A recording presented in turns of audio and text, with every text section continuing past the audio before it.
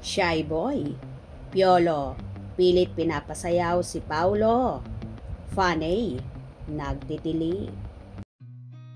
I've seen a lot of change, been through a lot of pain. Some things are not the same as they were a year ago, but all will be okay. I move on each and every day. The past. Halos hindi magkamayaw sa katitili ang mga tagahanga nang umattend ng ASAP Natin To sa Ontario, California noong nakaraang August 3, 2024. Nagsigawan nga ang mga audience nang magsipaglabasan ang mga kapamilya stars.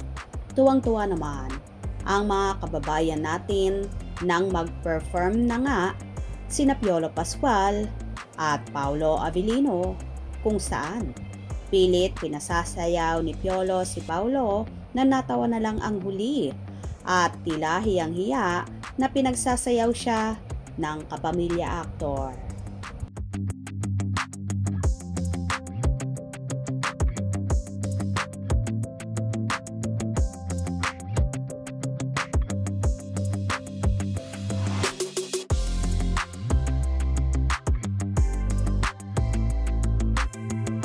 Tawa lang naman ang isinagot ni Paulo sa ipinapagawa sa kanya ni Piolo. Nagsigawan naman ang mga audience.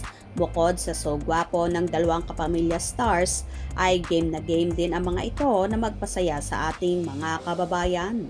Naging successful naman ang naturang show, kaya laking pasasalamat ng lahat ng cast ng ASAP Natin To sa lahat ng dumalo at tumangkilik sa napakasayang event na yon.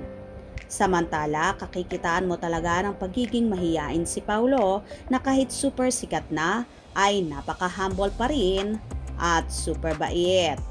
Katunayan, nang inabutan siya ng isang fanny ng pera ay pilit niya itong isinusoli na ayaw naman tanggapin ng nagbigay. Kaya naman napilitan din siyang tanggapin ito at ilagay sa bulsa. Talaga ang isa sa nakakabilib kay Paulo na hindi siya materialistic na tao at talagang may puso siya na ayaw niyang gumastos ang mga tagahanga sa pagbibigay ng mga mamahaling regalo sa kanya.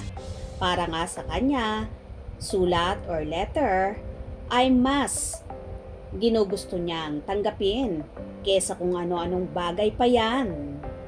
Marahil ang ganitong katangian ni Paulo ang isa sa nagustuhan ni Kimi na napapabalitang karelasyon na ngayon. Hope you enjoyed. Please subscribe for more info.